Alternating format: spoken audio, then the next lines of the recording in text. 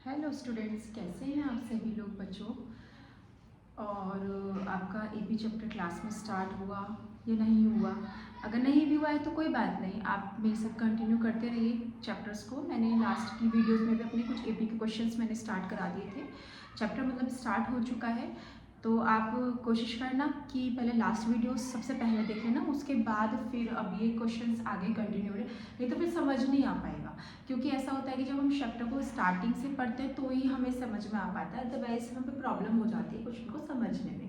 ठीक है, चलिए अब मैंने कुछ क्वेश्चंस आपके लिए और निकाले हैं जो बहुत इंपॉर्टेंट है, और आई होप ये आपके एक्सरसाइज के ही क्वेश्चंस आपको मिलेंगे। ठीक है, चलिए जैसे सबसे पहला क्वेश्चन आपका क्या था, third term and ninth terms of an AP is 4 and -8। Okay, चलिए सॉल्यूशन शुरू करते हैं। इनको ये क्वेश्चंस के लिए स्पेस छोड़ देते हैं हम लोग। ठीक है, चलिए सॉल्यूशन 1 स्टार्ट करते हैं।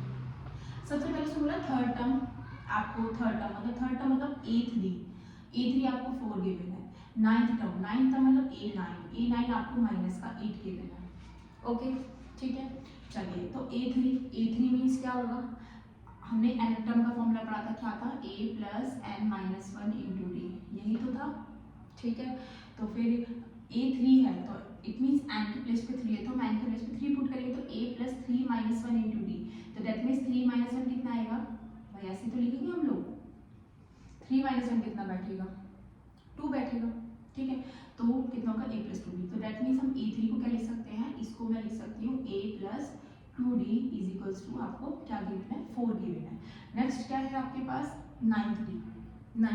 तो 9d का मतलब क्या हो गया, अगर मैं देखूँ यहाँ पे 9 पुट करूँ तो 9 माइनस वन कितना आएगा, 8, तो a प्लस 8d होगा, तो हमारे पास इसको a प्लस 8d लिख सकते हैं, कितना है, माइनस का 8। ओके, चलिए a प्लस 2d भी हमें पता है, a प्लस 8d भी हमें पता है, दो इक्वेशन हमारे पास है। मैंने क्वाड्रेटिक इक्वेशन आपको चैप्टर पढ़ाया था, तो आपको दो equation, linear equation, sorry quadratic linear, क्योंकि लीनियर इक्वेशन है इन 2 वेरिएबल में। ओके, बिकॉज 2 वेरिएबल्स है ए और डी, तो लीनियर इक्वेशन 2 वेरिएबल चैप्टर 3 हमने पढ़ाया था।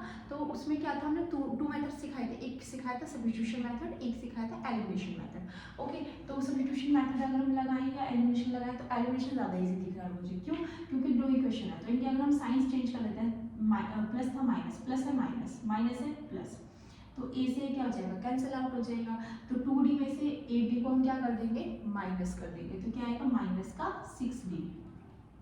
ओके, तो 2d में से ए डी हमने माइनस का 6d, प्लस का 8 प्लस का 4 कितना है, प्लस का 12, तो d की वैल्यू कितनी आ जाएगी, 6 2 12, माइनस का 2 आ गया।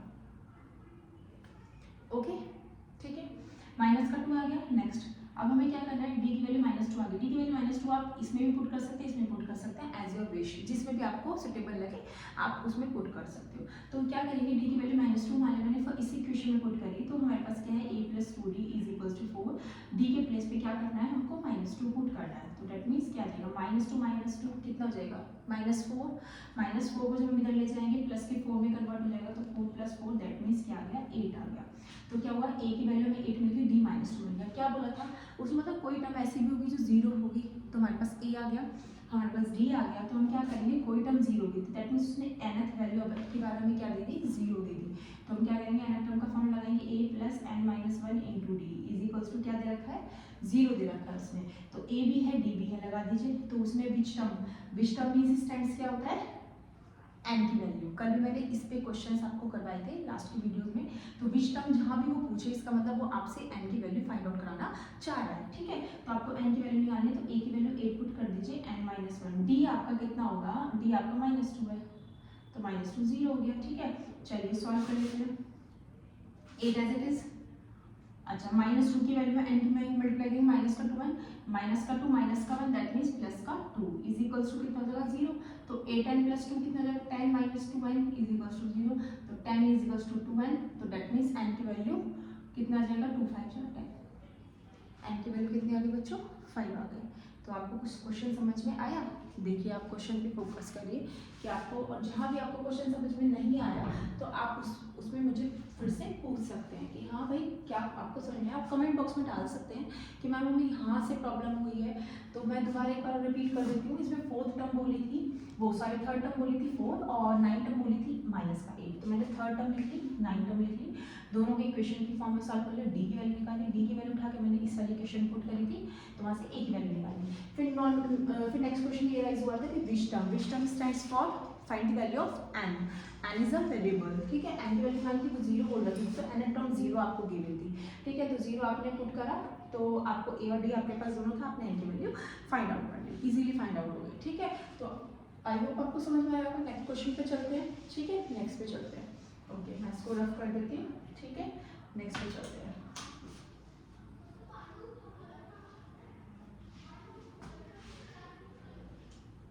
चलिए नेक्स्ट देखते हैं, सॉल्यूशन रूम को चलते हैं, ठीक है। सॉल्यूशन रूम पे चलते हैं। सॉल्यूशन रूम क्या है बच्चों, क्वेश्चन को पढ़िए। अब देखो बोला है which term of the AP, again which term question है, दैट मीन्स क्या है, वो हमसे क्या बोल रहा है, फिर से एन की वैल्यू फाइंड आउट करने के लिए हमसे फिर से उसने बोला है। तो चलिए सॉल्यूशन को शुरू करते हैं। तो which term of the AP, AP आपको गिवन है 3, 15, 27, 39 डॉट डॉट डॉट डॉट। तो क्या है, ए क्या होगा यहाँ पे 3 होगा, डी क्या होगा a2 minus a1, that means 15 minus 3, that means 12। ए मिल गया आपको, डी मिल गया आपको। क्या बोला है, ऐसी कौन सी टर्म होगी इस एपी की, विल बी मीन्स होगी, तो होगी क्या 132 more than the 54th term. Okay, क्या बोला है क्वेश्चन कि इस एपी की ऐसी कौन सी टर्म होगी, दैट मीन्स nth टर्म बोलना चाह रहा है वो, ऐसी कौन सी nth टर्म होगी, will be means equals to, in mathematical language will be and is means equals to, okay, equals to 132 more than means plus, less than means minus। तो more than बोला गया है तो प्लस इट्स 54th टर्म, तो 54th term मतलब होगा A54। जब भी 54th थर्ड टर्म इस टाइप से बोलता है तो वो A3 A54 वो इसको स्टैंड कर रहा है। ओके, तो आपको इस चीज़ को ध्यान में रखना है, माइंड में रखना है कि वो क्या क्वेश्चन को आपसे कहना चाह रहा है। ओके, तो A54, अब an को हम क्या लिखते हैं, a plus N minus 1 into d, 132 as it is. A54 कितना होगा, मैंने आपको डायरेक्टली अपनी लास्ट के वीडियोज में आपको डायरेक्ट एनाटॉम निकालनी बताई थी। जैसे A54 है तो हम इसको क्या लिख सकते हैं, a प्लस 53d, क्योंकि 54 बोला तो यहाँ पे 53 आएगा, बिकॉज n-1 होता है, a प्लस n-1 होता है, तो यहाँ 54 माइनस 1 करेंगे तो क्या आएगा 53d, तो 53d, ठीक है। चलिए आपके पास a है, आपके पास b है, यहाँ भी लगा दीजिए, यहाँ भी लगा दीजिए। चलिए a3 लगाया, यहाँ का n मुझे नहीं पता, d मेरे पास 12 है, 132, a मेरे पास 3 है और d मेरे पास क्या है 12 है। चलिए सॉल्व करना शुरू करते हैं। 3 प्लस 12 की मल्टीप्लाई करेंगे, 12 n माइनस 12, 132, 3 प्लस, ठीक है, कितना होगा,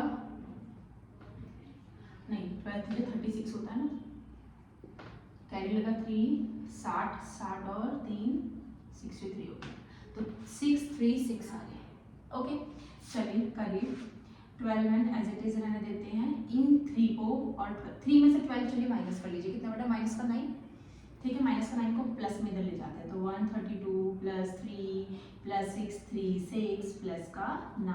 चलिए बहुत बड़ा हो गया मेरे ख्याल से, है ना। प्लस करना शुरू करते हैं, 9 10 11 12 ये था, तो 3 6 3 6 और 12 यहाँ से आया और 132, तो 10 की 0 कैरी लगा 1 4 5 6 7 8 और 6 और 1 7 780 आया। तो एन की वैल्यू कितनी आएगी, 780 अपॉन 12, कट करके देख लेते हैं, 4 3 जा 12, 4 1 जा 4, कितना बचा 5 6 7 36 बचा, वो 38 हो गया, 4 9 जा 36, 4 5 जा 20, 195। अब कट सकता है क्या, चेक कर लो, 6 3 जा 18, हाँ 3 6 जा 18, 3 5 जा 15, 65 आ गया। तो इसका मतलब एन की वैल्यू 65 पर ये इक्वेशन इस तरीके से वैल्यूएबल होगी। आया बात समझ में बच्चों, तो मतलब कहने का सेंस ये कि एन की वैल्यू 65 होनी चाहिए, जब 65 पर वो इस कंडीशन को फॉलो आउट करेंगे। ठीक है, नेक्स्ट क्वेश्चन करें। चलिए, बहुत इंपॉर्टेंट क्वेश्चन था, इसको इंपॉर्टेंट लिख लीजिए। According to board of examination view. Okay, next क्या है, how many multiples of 4 lies between 10 and 250। 10 और 250 के बीच में कितने 4 के मल्टीपल्स लाई करेंगे। तो 10 से अगर मैं देखती हूँ तो 10 के जस्ट बाद पहला मल्टीपल 12 का 4 का कौन सा आता है। देखो 4 2 जा 8 होता है, तो 10 से पहले हो गया। फिर 4 3 जा 12 आता है, तो 12 क्या होता है 10 के जस्ट बाद होता है। तो पहला नंबर हमारा 4 3 जा 12 हो गया। फिर 4 4 जा 16, 4 5 जा 20। अब ये नहीं कि अब आप टेबल ही लिखने बैठ जाओ, ऐसा नहीं करना है। पता चला पूरा टेबल अपने आराम से बैठ के लिखे जाओ, 4 1 जा 4, 4 2 जा 8, 4 3 जा 12, 4 4 जा 16, ऐसा नहीं लिखना है। बस शुरू के 3 लिखने हैं, क्योंकि हमें ए चाहिए होता है, हमें डी चाहिए होता है। डी हमें निकालने के लिए A2 - A1 करना पड़ता है, इसलिए हमें शुरू की 2 से 3 टर्म हमें चाहिए होती है, नेसेसरी होती है। ठीक है, चलिए डॉट डॉट लगा दिया। कहाँ तक उसने बोला था, 10 के बाद से तो जस्ट 12 पहला नंबर हमारा हो गया, शुरू की कंडीशन हमारी फुलफिल हो गई। नेक्स्ट है 250 से जस्ट पहले कौन सा नंबर आता है। तो एक काम करते हैं, ट्रिक बताती हूँ। देखो 250 है, 250 को डिवाइड करना जरा 4 से, कितना बचेगा 4 6 जा 24, बचा 10, 10 बचा, तो 4 2 जा 8 है ना। फिर 2 बचा, तो इसका मतलब 2 रिमाइंडर क्या बच रहा है हमारा, वापस रिमाइंडर में क्या बच रहा है 2 बच रहा है। तो उस 250 में से उस 2 को क्या कर दीजिए, रिमाइंडर को सब्ट्रैक्ट कर दीजिए, तो वो जो नंबर आएगा वो मल्टीपल ऑफ क्या आ जाएगा 4 आ जाएगा। तो आपका 250 में से जब आप 2 रिमूव करेंगे तो आपको क्या मिलेगा, 250 में से जब आपने 2 रिमूव करा तो क्या मिलेगा आपको बच्चों 248 मिलेगा। तो हमारे पास क्या आ जाएगा, ये 248 आ गया। ओके, चलो मिल गई। ए क्या आ गया 12, बी क्या आ जाएगा 4, क्योंकि 4 के मल्टीपल्स थे, और वैसे भी 16 - 12 करोगे कितना आएगा 4 आएगा। चलिए, फिर उसने क्या बोला, हाउ मैनी मीन्स कोई बता सकता है। तो इसका मतलब हाउ मैनी मीन्स n की वैल्यू बोली गई है। तो ये क्वेश्चन एक काम करते हैं, ये क्वेश्चन आपके लिए छोड़ते हैं, बिकॉज n की वैल्यूज़ के मैंने क्वेश्चन आपको बहुत सारे करवाए हैं। इससे नेक्स्ट वीडियो में मैं आपको इसका आंसर बताऊंगी कि इसका आंसर क्या होगा, क्या n की वैल्यू होगी जो उसको सेटिस्फाई करेगी। तो n की वैल्यू आपको निकालनी है, वो सिमिलरली आपके पास a भी है, आपके पास d भी है।